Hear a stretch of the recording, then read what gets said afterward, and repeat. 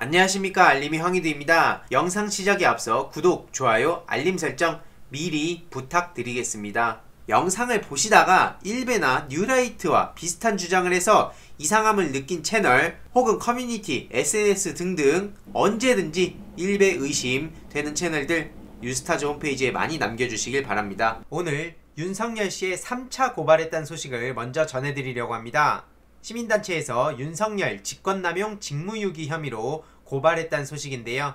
피고발인으로 윤석열 검찰총장, 조남관 대검 차장, 이두봉 대전지검장이 있습니다. 여기에 저희 참자유 청년연대 권보람 대표가 직접 참석을 하기도 했는데요. 유스타즈에서도 활동하고 있고 또 새날 PD로서 새롭게 일을 배워가고 있기도 하고 유튜브 달타령으로 활동 중인 권보람씨가 참자유청년연대 대표로 활동 중입니다. 현재 참자유청년연대는 단체 설립이 완료돼서 홈페이지 제작도 어느정도 마무리 단계에 접어들었는데요. 저희가 무슨 고발만 하고 그런 단체는 아니고요. 청년들의 사회 참여, 이게 가장 중요한 핵심입니다.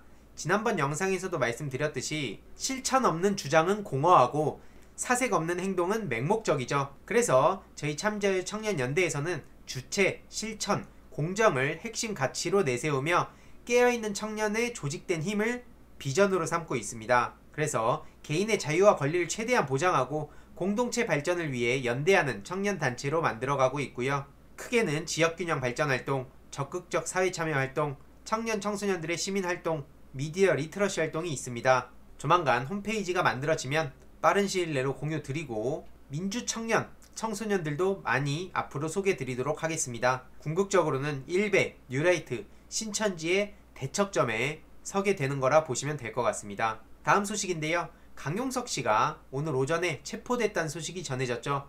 문재인 대통령과 이만희가 악수했다라며 방송을 통해 허위사실 유포했고 이로 인해서 서울청에서 조사를 받았다는 소식이 전해진 겁니다. 그런데 중요한 건 강용석 씨가 자택에서 체포됐는데 경찰은 체포영장을 발부를 받아서 체포를 한 겁니다. 민주당에서 지난 3월에 강용석 씨를 고발했는데 9개월이 지난 지금 이렇게 체포를 한 거고요. 오늘 가세현 방송에서 긴급 체포라 그래서 마치 누가 보면 갑작스럽게 그냥 체포해 간 줄 알겠어요. 정식으로 저렇게 체포영장 발부 받아서 체포를 한 거라는 거 중요한 사실이고요. 네티즌들은 오늘 기분이 너무 좋다, 공수처 설치되려 하고 강용석 씨도 가고 곧 윤석열도 가겠지, 품격이 뭔지 모르는 사람이다, 저거 말고도 허위사실 수십 개다, 이런 반응들이 이어지고 있는데요. 물론 이로 인해서 강용석 씨가 구속을 당하고 그러진 않을 겁니다. 고소 고발을 당했을 때의 벌금을 내는 것보다 그걸로 터무니없는 어그로를 끌어서 버는 수익이 더 크기 때문에 대놓고 고인 모욕까지 아무렇지도 않게 하고 있는 건데요. 이들에 대해선 금융치료가 답이라는 그런 반응들이 많이 있죠. 그리고 이걸로 어설프게 또 정권 탄압 프레임 씌울 게 벌써부터 눈에 훤한데요. 그런 뻔한 소리 하지 않을 거라 믿습니다.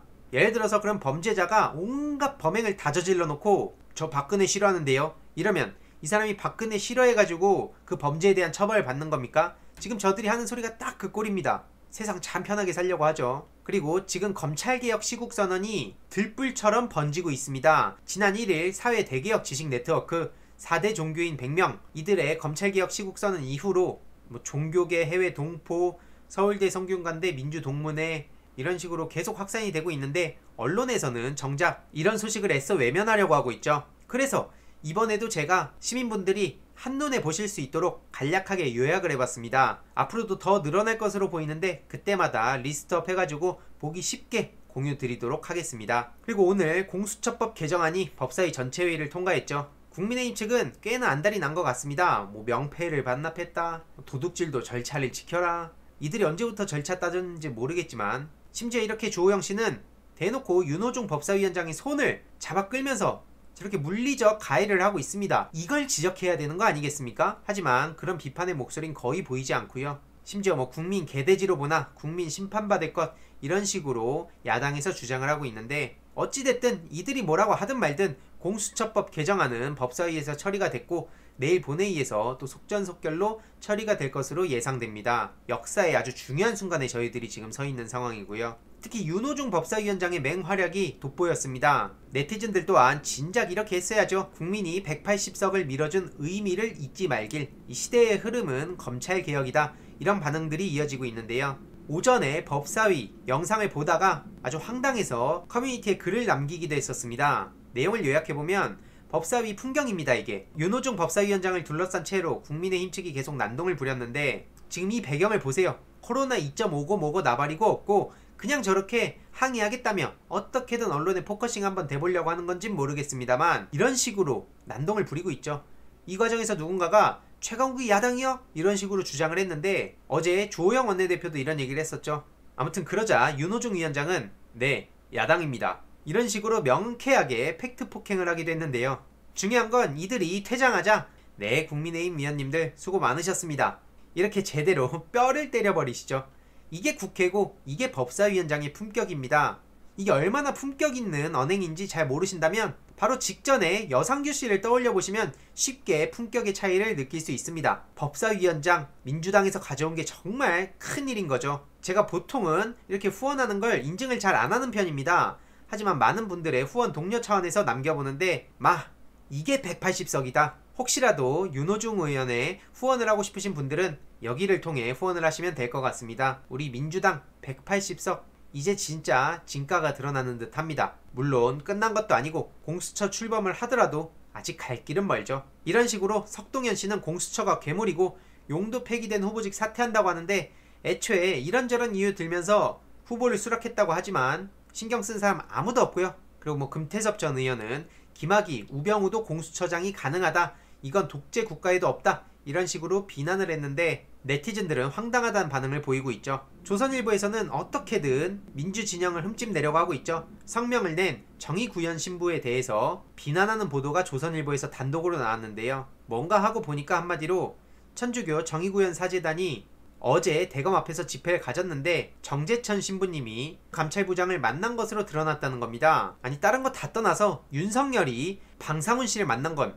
뭡니까? 이걸 이렇게 희석시키려고 한다는 네티즌들의 반응이 이어지고 있죠. 더 이상 약발이 안 먹힌다는 증거입니다. 박은정 담당관도 계속 흔들어대고 있는데 계속 말씀드리지만 소용없고요. 한동수 감찰부장이 위법 수사도 확인했다고 대검에서 또 언플을 했는데요. 그러면서 대검은 재판부 사찰 사건을 서울고검에 재배당했다는 소식이 전해지기도 했습니다. 이에 법무부에서는 윤석열 수사 서울고검 배당한 거에 대한 유감을 표명하기도 했고요. 추미애 법무부 장관은 오늘 오후에 이렇게 직접 입장을 밝히기도 했습니다. 정치는 편가르기가 아니고 민주주의가 지켜야 할 가치인 인권, 정의, 공정, 평등에 이바지하는 공동선인데 그럼에도 불구하고 정치는 편을 가르고 본다는 거죠. 그리고 최근 전국 법관회의에서 정치 중립을 이유로 의견 표명을 삼간 걸 두고 아쉽다는 입장을 밝혔는데 정치를 편가르기나 세력 다툼쯤으로 간주하기 때문에 어느 편에 서지 않겠다는 경계심과 주저함이 생기는 건 어떤 의미에선 당연하기 때문이라고 글을 남기기도 했습니다. 정치가 바뀌어야 나라가 바뀌는 것도 팩트고요. 천주교 성직자들 4천여 분이 시국선언을 했었죠. 이건 어느 세력의 편이 되려고 하는 게 아닙니다. 그걸 얘기하는 거고요. 민주주의를 위협하는 과도한 검찰권의 행사와 남용으로 인권 침해가 이뤄지고 있고 이대로 방치되면 인간성을 파괴하기 때문에 방관할 수 없다는 차원에서 나왔다는 겁니다. 정의와 공의로움이 없이 종교가 지향하는 사랑과 자비 또한 공허하다는 종교인의 엄숙한 공동선에 대한 동참인 거지 이건 정치 세력에 편드는 게 아니라는 아주 뼈를 때리는 글을 남기기도 했죠. 그렇게 정치 중립은 정치 무관심과 구분이 돼야 되고 인간이 사회 구성원으로 존재하는 한 정치에 대한 관심과 관여는 누구나의 의무고 우리 사회가 어디로 가는지 올바른 방향으로 나아가는지 알고 관여할 의무가 누구에게나 있다는 뜻입니다. 정말 틀린 말씀 하나도 없죠. 이런 상황에 어떻게든 발등에 불 떨어진 언론은 노무현 대통령과 문재인 대통령을 분리시키고 갈라치기를 하려고 하고 있습니다. 하지만 네티즌들은 전혀 넘어가지 않고 있고요. 세계일보 허범구 기자는 노무현 유산 거덜내는 문재인 추미애 이런 말도 안 되는 소리를 하고 있습니다. 이런 식으로 갈라치기를 하면 기분 좋습니까? 이게 먹힐 거라고 생각하십니까? 이렇게 많은 시민들이 비판의 목소리를 내고 있습니다. 적어도 기자들, 저들은 노무현 대통령 이름 거론할 자격도 없다. 검사들과 공모해서 노무현 전 대통령을 사지로 몰았던 주범들이 이제 와서 이런 식으로 수단으로 이용하고 있는데 안 열받겠습니까? 그리고 중요한 건 문재인 대통령에겐 노무현 정부의 학습 효과가 너무나도 강렬하게 남아있다는 겁니다.